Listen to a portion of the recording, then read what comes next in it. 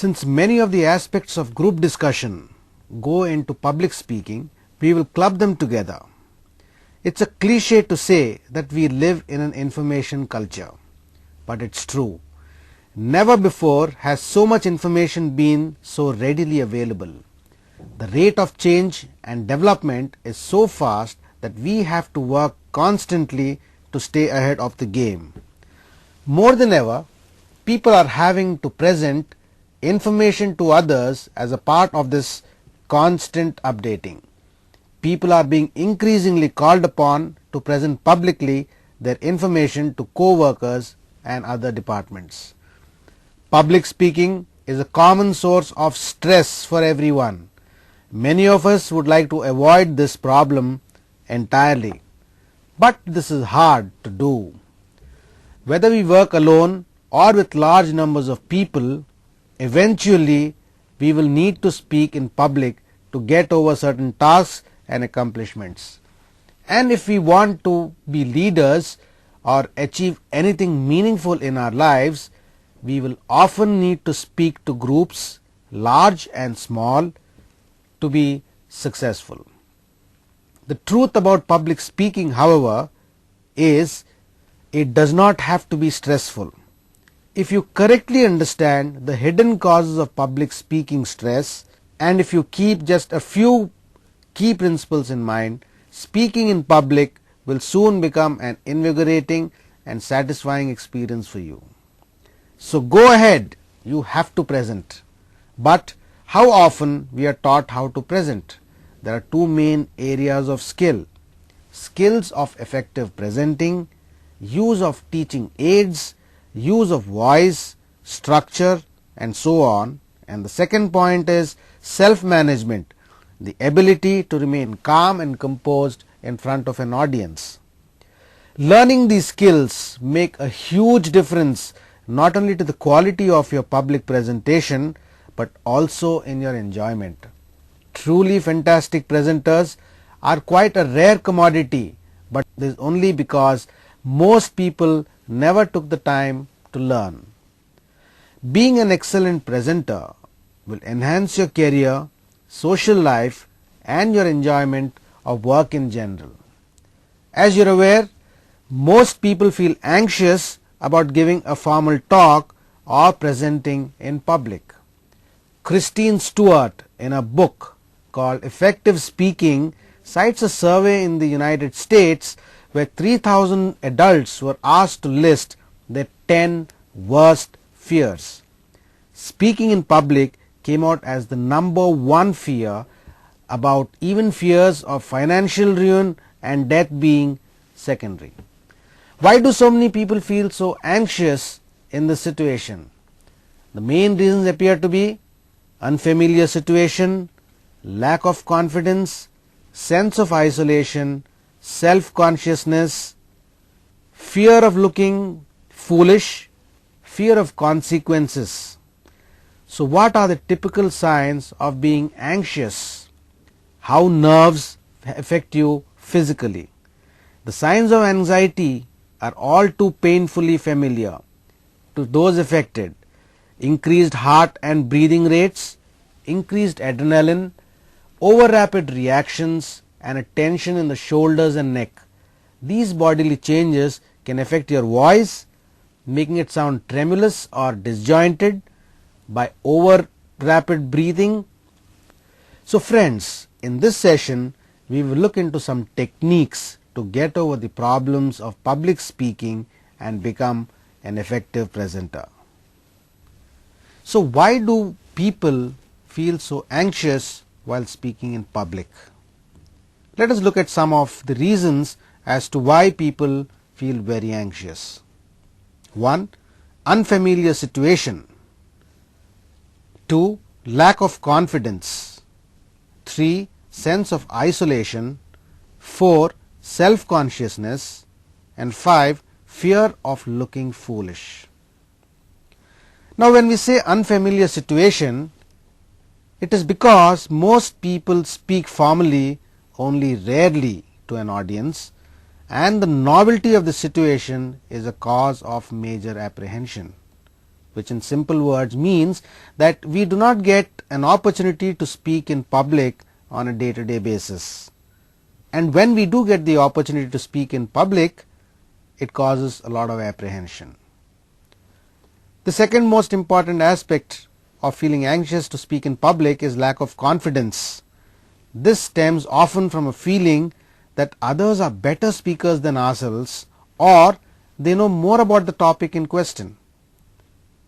This is again something that has to be looked into. We will do that as we proceed further into the presentation. The third one is the sense of isolation. That is, a speaker feels that he is all alone and that he is the center of attraction and vulnerable.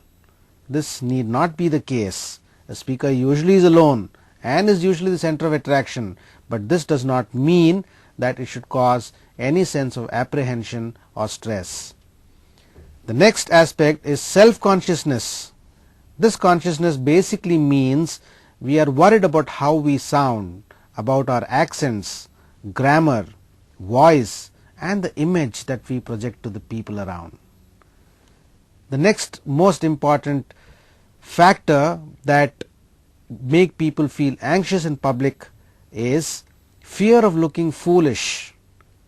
We may worry that we will forget what we wanted to say, or will stumble over our words, or will say wrong things, etc.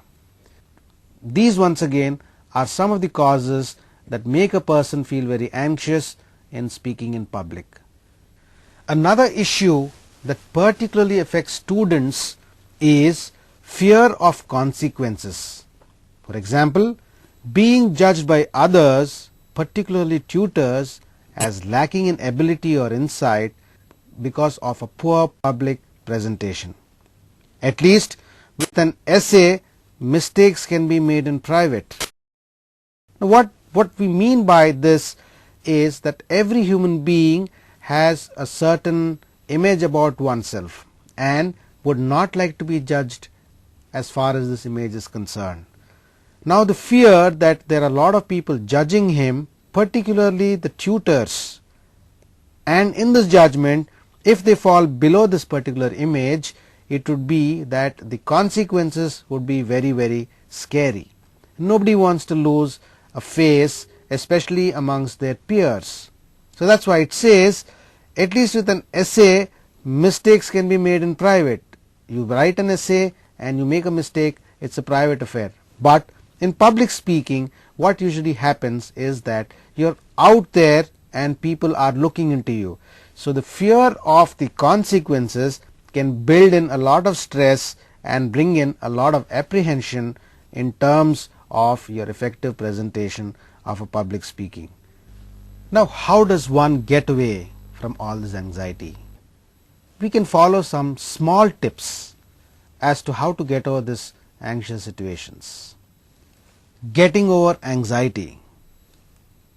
The things that have to be done or consciously kept in mind are: relax your body, relax your voice, try and defuse the situation, practice, and prepare.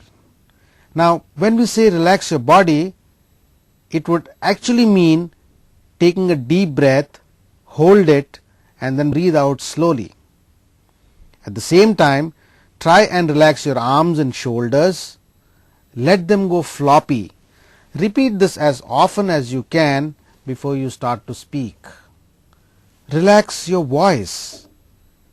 This means that you have to consciously loosen up your vocal cords by humming up and down the musical scale or going through a vocal sounds of A, E, I, O, U.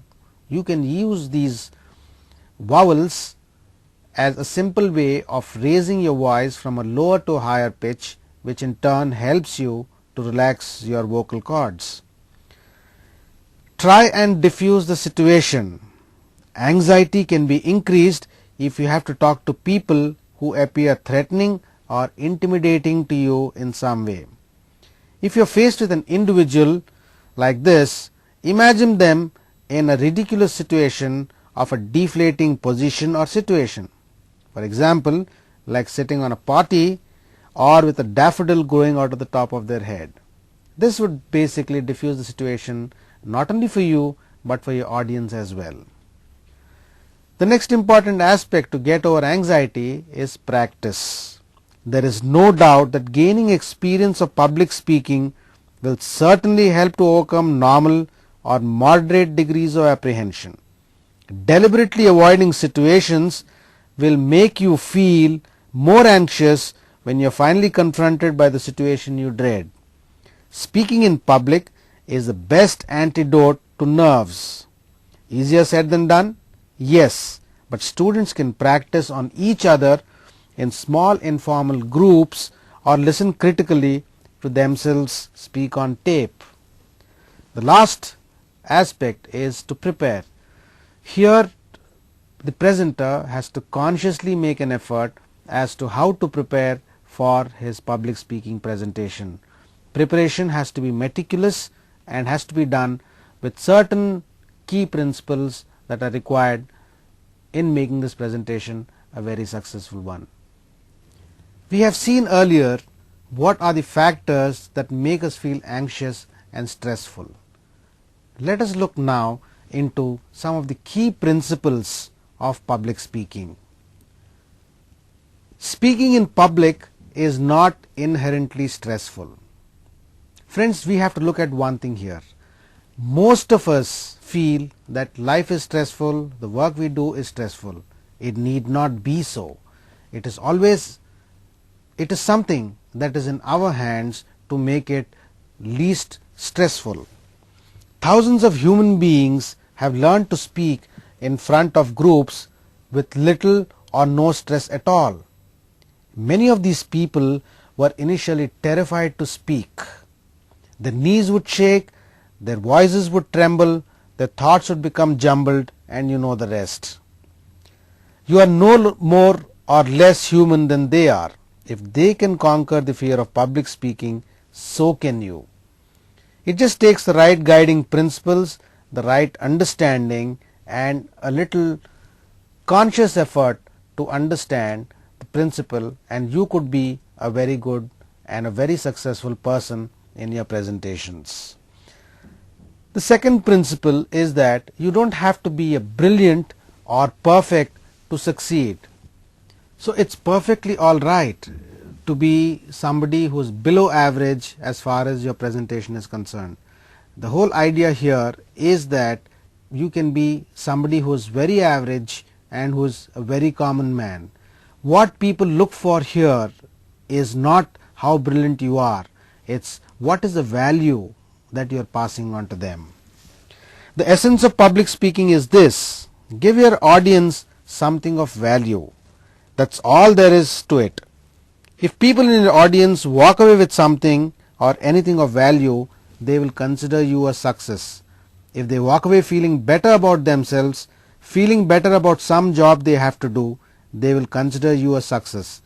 If they walk away feeling happy or entertained, they will consider their time with you worthwhile. Some more of the key principles. Let's look at principle number 3. All you need is 2 or 3 main points. Principle number 4, you also need a purpose that is right for the task. Now when we say all you need is 2 or 3 main points, it basically means that you need not have a lot of data to go in for public speaking. You have to concentrate on just 2 or 3 issues that you would like to bring up in the presentation, and these 2 or 3 issues are something which are to the point and would go in to the audience straight to their heart by delivering your purpose. Coming to principle 4, it again says you also need a purpose that is right for the task. Now it's a part of the principle 3 when it says that you got to have 2 or 3 main points. Principle 4 is very important. One big mistake people make when they speak in public is they have the wrong purpose in mind. Often they have no specific purpose in mind, but the one thing that is operating within them unconsciously causes a lot of unnecessary stress and anxiety. This is a prime example of what I call a hidden cause of public stress.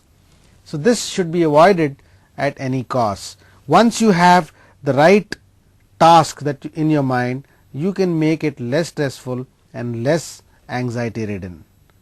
Continuing on the key principles, let's come to principle number 5. The best way to succeed is not to consider yourself a public speaker. This is quite self-explanatory, but let me go one step ahead and explain what exactly it means. In this picture, you see a lone woman practicing golf. Now, when this person is practicing golf, there are a lot of other experienced golfers who are moving around. So we have this fear that what are the other golfers thinking about us? Frankly, they would only look at it this way, that there is one more person in the making who is learning how to play golf, and all the problems that they faced during their learning time is something that would lead to a very sympathetic situation. Similarly, it is very important to know that you need not consider yourself a public speaker. The second most important aspect about this is that you have to follow your instincts. Now, when you give yourself up on the fact that you are not a public speaker and you are just there to say a few words about what you feel and what people are to understand, that's all you require. So, the best way again is to tell yourself that you are not a public speaker. Coming to principle number 6, humility and humor can go a long way. Often, humor and humility can be combined very effectively.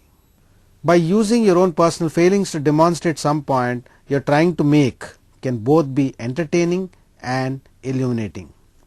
For example, if you get nervous when you stand up to speak in front of a group, or if you suddenly feel very nervous during the middle of your talk, don't hide your feelings or the fact from your audience. Please consider that the audience is a lot more sympathetic than you perceive it to be. Ask your audience for forgiveness while you take a few moments to collect yourself.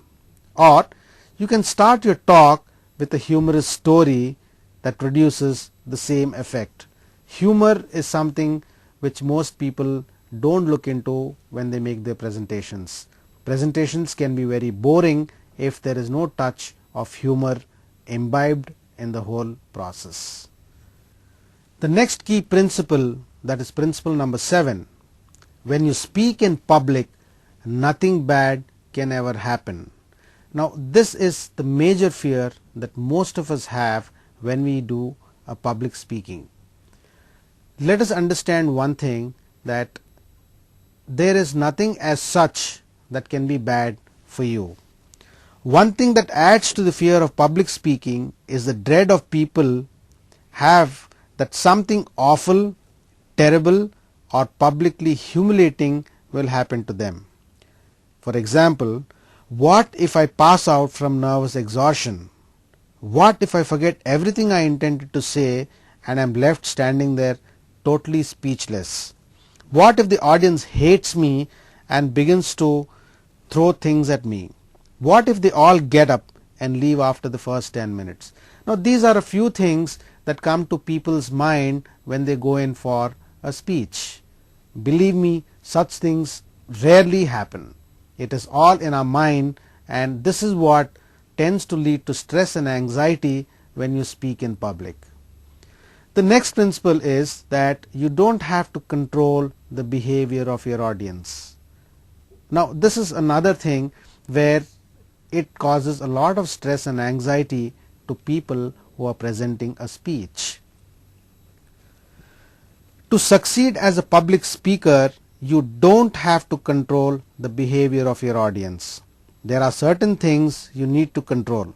They are your own thoughts, your preparation, arrangements for audiovisual aids, how the room is laid out, but one thing you don't have to control is your audience, because they will do whatever they do, and whatever they do will usually be perfect. If people are fidgety or restless, don't try to control this. If someone is talking to a neighbor or reading a newspaper or falling asleep, the ideal thing would be to just leave them alone. If people look like they aren't paying much attention, refrain from picking on them. Unless someone is being intentionally disruptive, there is very little you need to control. Thinking you need to change or control other people is a hidden cause of stress in many areas of life, not only in terms of public speaking. So friends, I think you should look at this on a very conscious level and try not to control the behavior of your audience. By trying to do so, it will only add up to your stress and anxiety levels, and this is something which we do not want. Consider the next principle, principle 9. In general, the more you prepare, the worse you will do. This is something that is very important. A public speaker must keep in mind. See, the moment you start preparing more than what is required, it tends to clutter up your mind. There is always this fear whether you have completed, or rather taken care of, all the points that you have made note mentally or on a piece of paper. This usually leads to stress and anxiety. It is not necessary that you have to make an elaborate preparation. The preparation can be to the point, and like I told you earlier, the most important thing that any audience will look for is the value that you are giving to them or the information that you are giving to them. So friends, I think it is very important at this particular point that you do not over prepare any of your topics which would lead to anxiety and stress. Coming to principle number 10, your audience truly wants you to succeed. Now this is something which most of us think otherwise. It's not true. Our audience literally and figuratively wants you to succeed. Most of them are scared to death of public speaking just like you. They know the risk of embarrassment, humiliation and failure you take every time you present yourself in public. They feel for you. They admire your courage for what you are doing, and they will be on your side no matter what happens. This means that most audiences are truly forgiving. While a slip of the tongue or a mistake of any kind might seem a big deal to you, it's not very meaningful or important to your audience. Their judgments and appraisals will usually be much more lenient than yours. It's useful to remind yourself of this point, especially when you think you perform poorly. So your audience truly and truly wants you to succeed. This could kind of reduce a lot of your stress and anxiety by understanding this principle. Let us now look at the process speech writing model. Now when you are preparing for a speech, there are a few things that you have to keep in mind. 1. Brainstorming. Write down as many ideas as you can about your topic and do not erase anything. Then go back later and eliminate things that do not seem to fit or just don't feel right. Your speech focusing statement works here. This would give you the aim and the purpose of why you are writing the speech. The next thing is to think to yourself, who will hear my speech and why? Once you know who are your audience, it will give you a bigger insight as to what kind of preparation is required to go and make this speech a successful one. Sloppy copy. Organize your ideas and write a rough draft. Believe me, speech writing is something which manages to get you 50% success if done in a proper manner. So it does not mean that whatever you write initially will not make any sense or will not be helpful.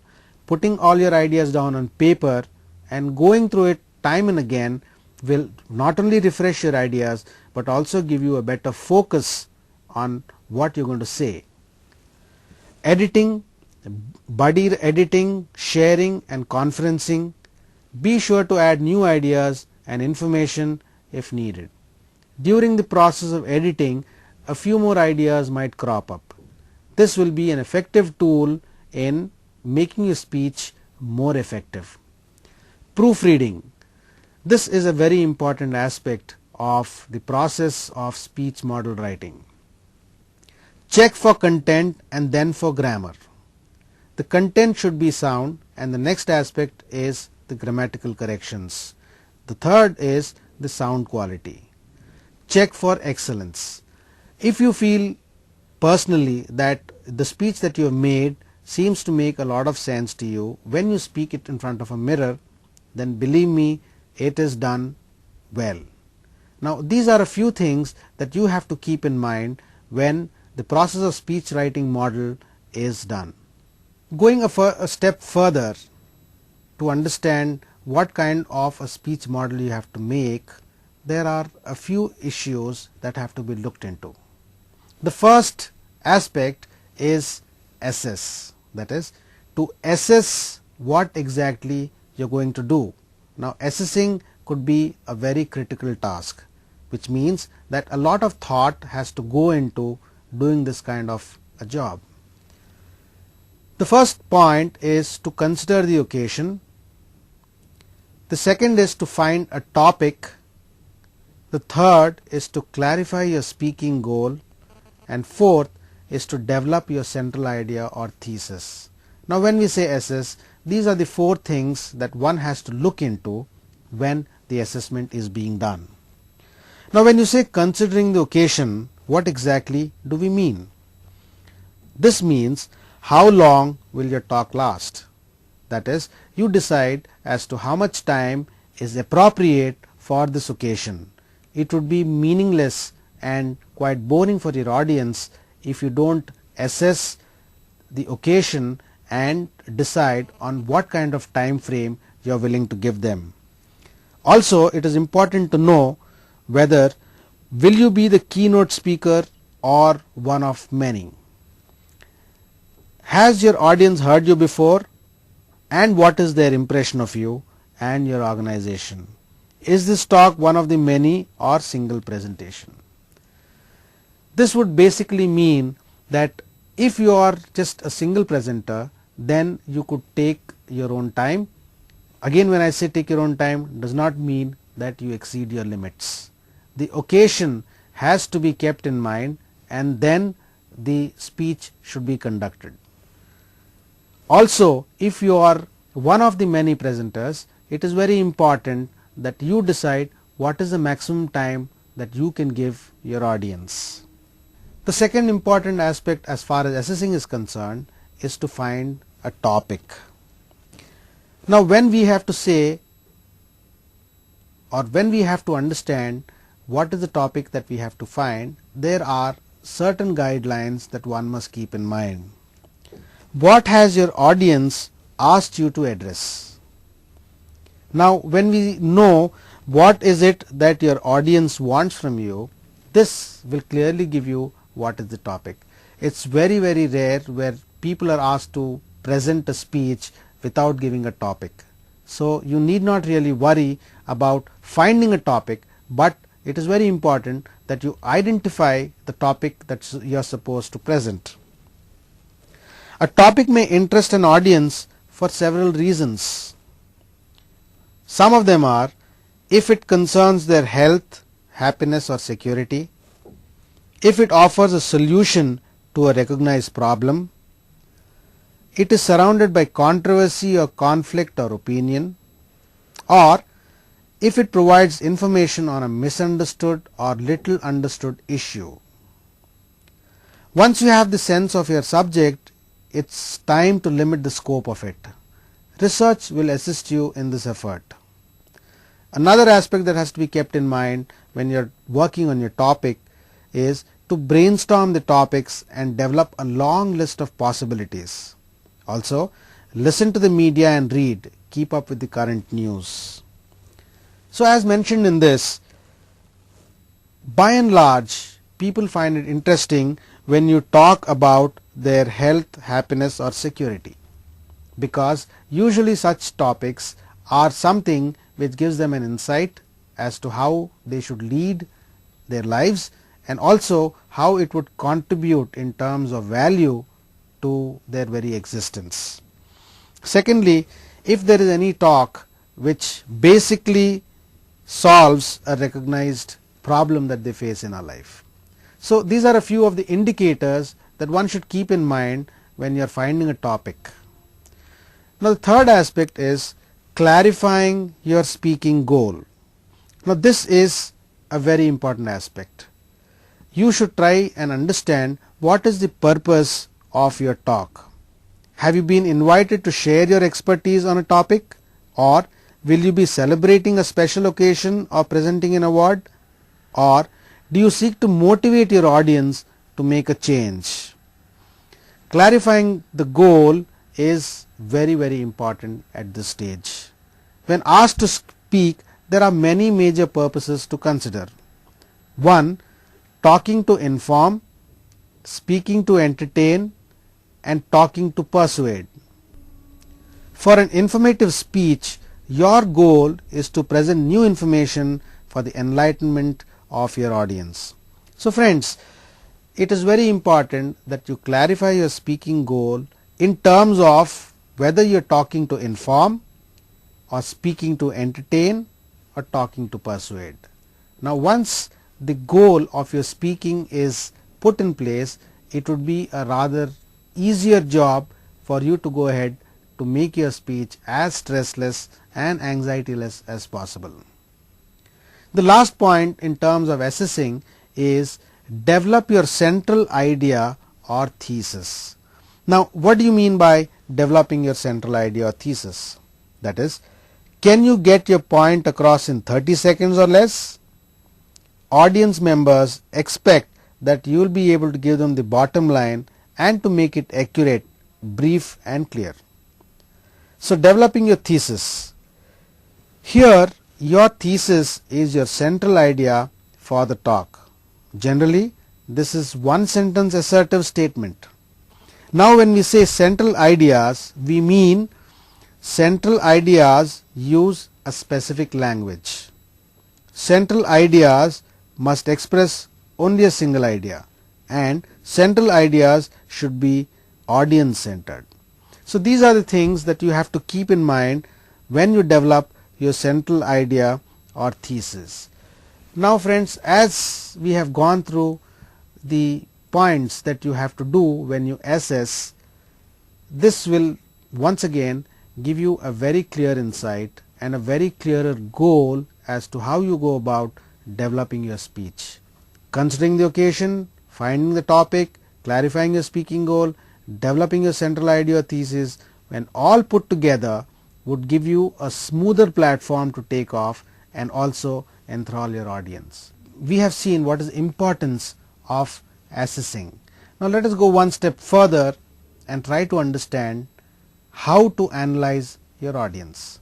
It is very important here to understand your audience, or else it would create a stressful situation in terms of not knowing what could be things, what could be issues that can rub your audience off in the wrong way. Now the first thing that one has to analyze in your audience is to determine demographic, psychographic and situational characteristics of your audience. Psychographic characteristics of your audience and situational characteristics of your talk are a part of the first point. Now when we say to determine the demographic aspect of your audience, we mean you understand the demographic characteristics of your audience.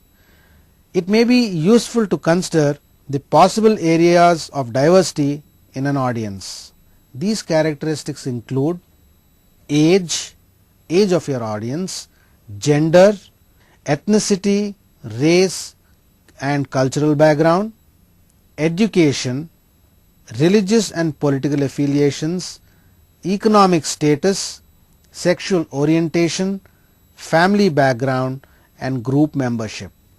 Now these are the basic things that one has to look into as far as analyzing your audience is concerned. Once that is done, you come to the psychographic characteristics of your audience.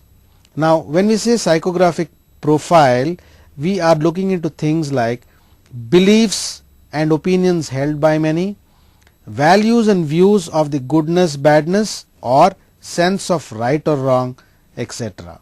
Psychographic aspects are very important when a speech is prepared. The next is to use preferred cultural identifiers. Now, what exactly we mean to use preferred cultural identifiers?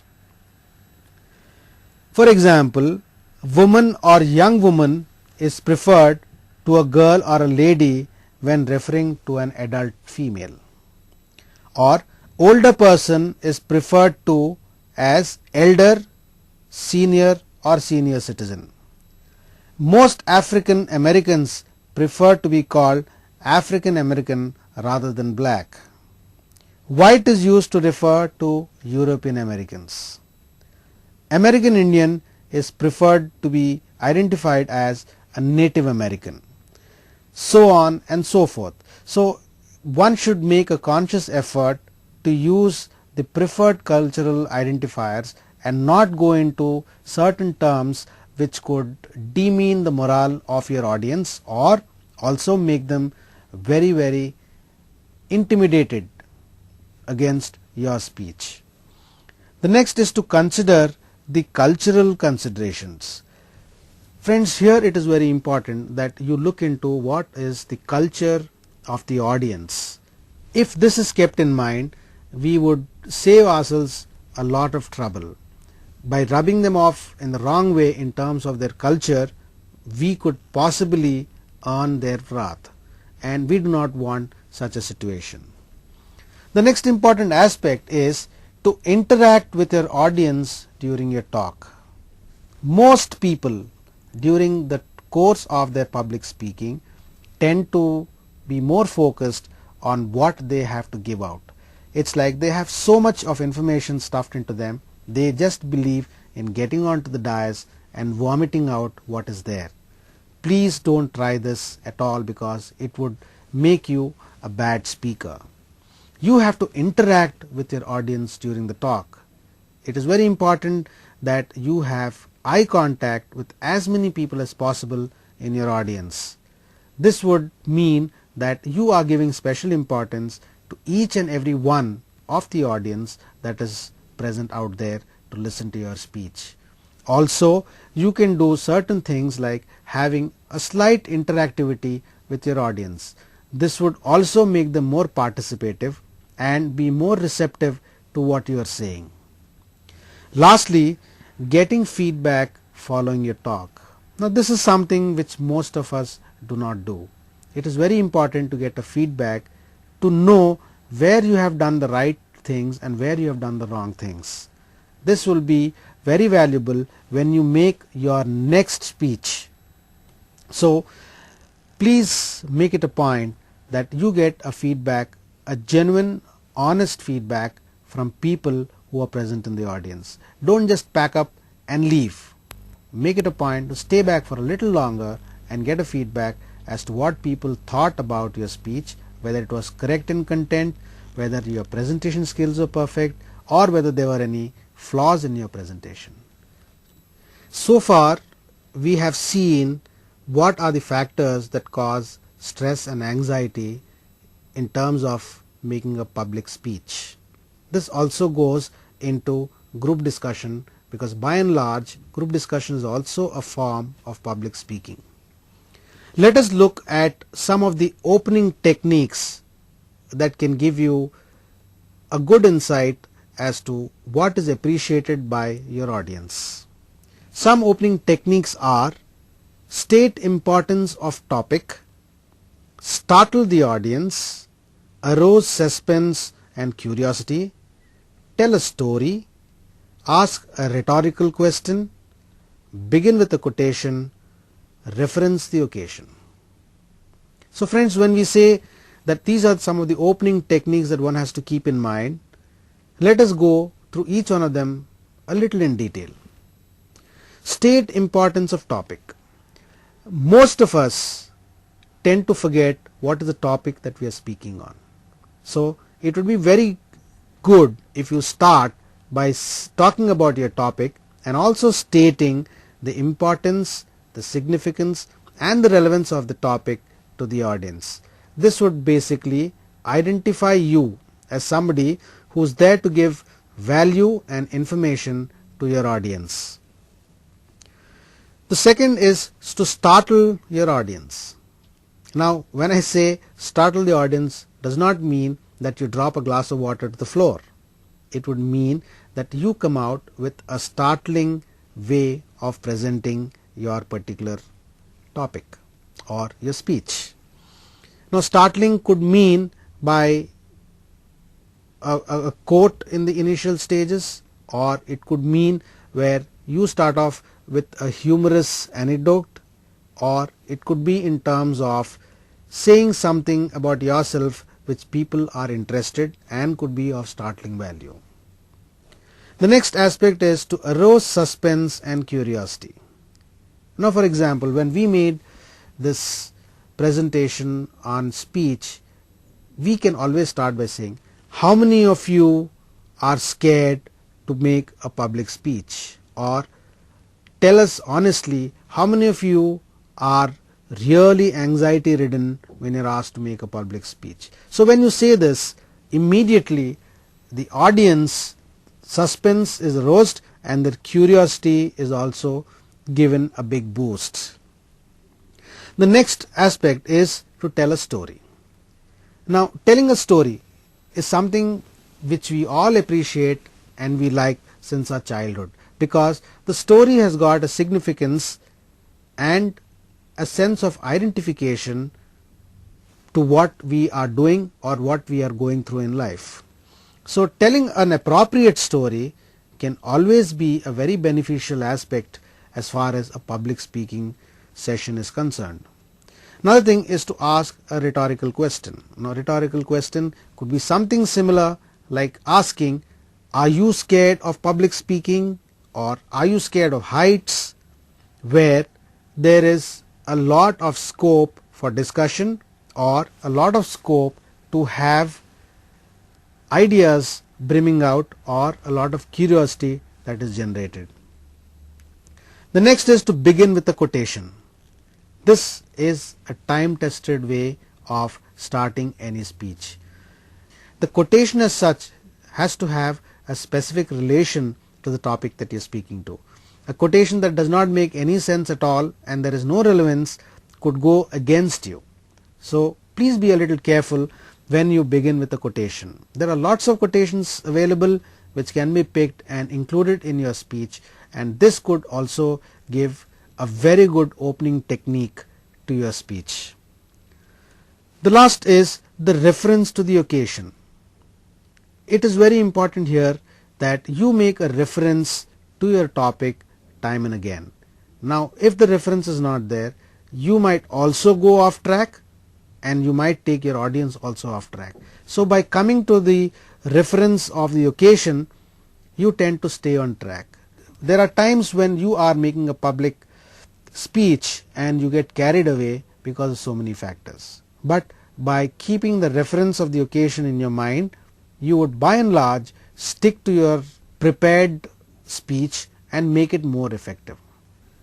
There are certain guidelines in terms of what are the do's and don'ts in your effort to make a successful public speech. Some of the do's are: do work on your presentation carefully, do end with strength, do keep to the point and summarize, do bring your speech to a smooth ending, do signal your audience that you are concluding. Now, these are some of the do's that you have to consciously do. We have gone through most of these things in the earlier slides. But once again, I would like to say that you have to work meticulously on your presentation, and it should be ended with some strength in terms of what is the value that you have given to your audience. Do keep to the point and summarize. This is something which has to be done. Once you have concluded with your speech, it is very important that you summarize what you spoke. Also, it is very important to bring your speech to a smooth ending. You cannot possibly have an abrupt ending. And there are certain indicators that you give to your audience that you're concluding, like probably taking off your glasses and putting it on the podium, or it could mean that you take a sip of water or start shuffling your papers together, so on and so forth, which gives an indication to the audience that you are concluding. We have seen the do's earlier, and now let's look at what are the don'ts. One of the most important don'ts are: don't apologize, don't stretch it out, don't merely stop, don't introduce new points, and don't pack up early. Now these are some of the most important don'ts that you keep in mind when you actually present a speech. When I say don't apologize, is that you don't have to feel regretful about what you spoke. Whatever has been done is done and cannot be turned back. The next thing is don't stretch it out. If you feel that maybe what you've done is not sufficient, don't try and stretch it out. Let it go for that point of time. You can do a better job the next time. The third aspect is don't merely stop. There are times when you feel that you have not done a good job and you give up. Please don't do this. You have to continue with a smooth progress and make it a point not to just stop abruptly. You cannot do this because this causes a bad impression. This rather gives a bad impression to your audience. Also, if you happen to remember some points at the fag end of your speech, don't introduce new points. This is something most of the people do and tend to end up giving a very bad impression on the people you're speaking to. Also, don't pack up early. It does not mean that the moment you finish your speech, you quickly gather your papers, shuffle them into your briefcase and leave immediately. Please don't do that. You should have the patience and the courtesy to wait through the entire speech process. So friends, now we have gone through some of the rudiments of public speaking. By and large, there are no set rules which have to be followed to make you a very efficient public speaker. You have to just understand that you need not be a perfect person to make the perfect speech. All you have to remember is to be yourself when you get onto the dais at that particular point of time. Yes, what we have spoken earlier, that is, what are the factors that cause stress and anxiety.